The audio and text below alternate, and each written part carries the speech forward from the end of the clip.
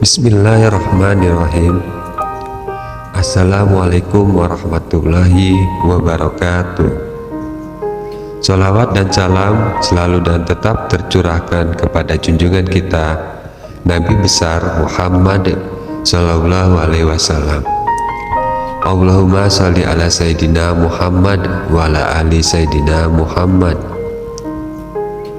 Harapan dan doa saya semoga saudaraku semuanya selalu diberikan kesehatan, dilapangkan rezekinya, diampuni dosa-dosanya, dan dipanjangkan umurnya.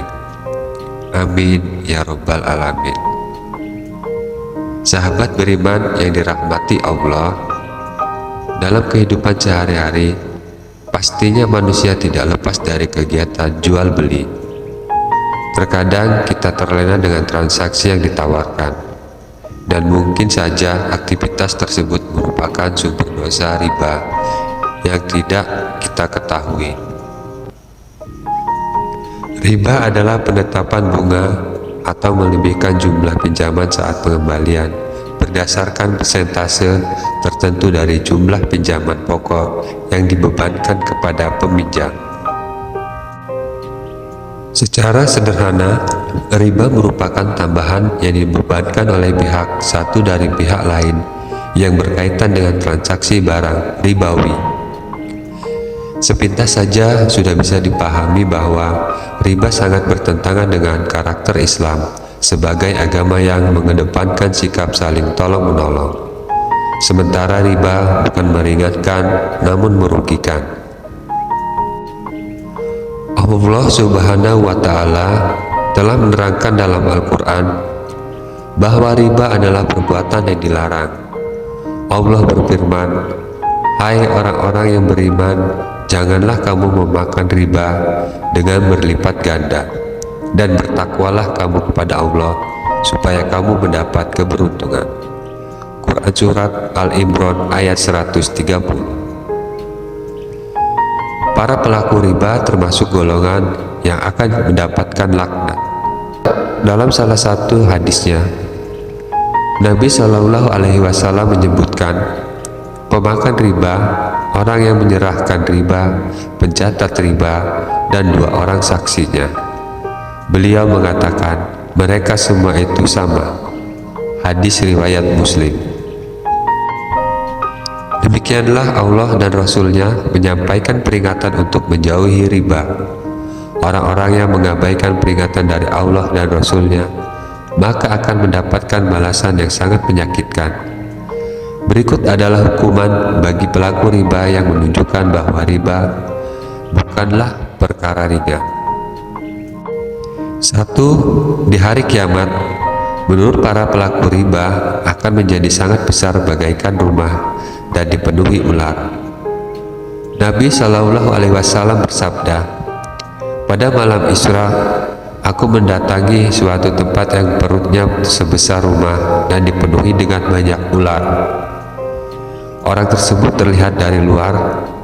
Aku bertanya pada Jibril, siapakah mereka wahai Jibril? Jibril berkata, mereka adalah para pemakan riba. Hadis riwayat Ibnu Majah dan Ahmad. Yang kedua, dosa riba yang paling ringan adalah seperti mencintai ibu kandung sendiri.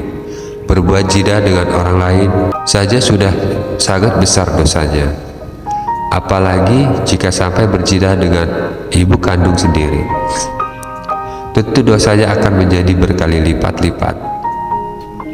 Nabi Shallallahu Alaihi Wasallam bersabda, riba itu ada 73 pintu. Dosa yang paling ringan adalah semisal dosa seseorang yang mencintai ibu kandungnya sendiri. Hadis riwayat Al-Hakim. 3. Pelaku riba ditempatkan di sungai darah dan dilempari dengan batu. Dari Samurah bin Jandub, dia berkata, Nabi Shallallahu Alaihi Wasallam, tadi malam aku bermimpi ada 2 laki-laki yang mendatangiku. Keduanya membawaku ke kota yang disucikan. kami berangkat sehingga kami mendatangi sungai darah. Di dalam sungai itu ada seseorang laki-laki yang berdiri, dan di pinggir sungai ada seseorang laki-laki yang di depannya terdapat batu-batu. Jika laki-laki yang di dalam sungai itu mendekat hendak keluar, maka laki-laki yang di pinggir sungai itu melemparkan batu ke dalam mulutnya sehingga dia kembali ke tempat semula. Setiap kali laki-laki yang di dalam sungai hendak keluar, maka laki-laki yang di pinggir sungai melemparkan batu ke dalam mulutnya sehingga dia kembali ke tempat semula. Aku bertanya, apa ini? Dia menjawab, mereka adalah para pemakan riba. Hadis riwayat Bukhari. Yang keempat, doa pelaku riba sulit terkabul. Dalam hadis Abu Hurairah, Nabi menceritakan ada seorang laki-laki yang telah menempuh perjalanan jauh sehingga rambutnya kusut dan berdebu. Orang itu mengangkat tangannya ke langit seraya berdoa, "Wahai Robku, wahai Robku." Padahal makanannya dari yang haram, minumannya dari yang haram, pakaiannya dari yang haram, dan diberi makan dari yang haram. Maka bagaimanakah Allah akan menangkan doanya? Hadis riwayat Muslim.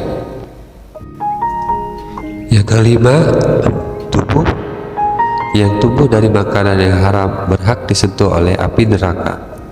Berhati-hatilah dengan kehalalan setiap makanan yang kita makan, karena setiap daging yang tumbuh dari hasil yang haram akan dibakar di dalam neraka.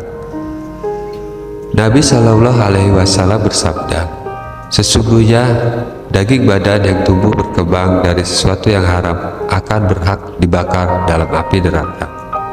Sebagai orang yang beriman, kita wajib menghindari segala jenis perbuatan riba. Bersyukurlah dengan apa yang telah kita miliki dan tidak menjadi orang yang tamak akan kemewahan dunia. Insya Allah kita akan selamat dunia akhirat. Semoga kita semua bisa mengambil pelajaran dari peringatan Allah dan Rasul-Nya tentang bahaya riba. Mari kita hindari segala bentuk riba dalam kehidupan kita dan tetap berpegang teguh pada ajaran Islam yang mengedepankan sikap tolong-menolong dan keberkahan dalam setiap perbuatan kita. Dalam mencari rezeki dan mengelola keuangan, kita harus selalu berusaha menjalankan prinsip-prinsip ekonomi syariah yang sesuai dengan ajaran agama Islam. Dengan begitu, insya Allah kita akan mendapatkan ridho Allah dan keberkahan dalam segala aspek kehidupan. Semoga Allah memberikan hidayah kepada kita semua untuk selalu berpegang teguh pada ajarannya dan menjauhi segala bentuk dosa, termasuk riba. Amin ya Rabbal Alamin. Wallahu a'lam bishawab. Wassalamualaikum warahmatullahi wabarakatuh.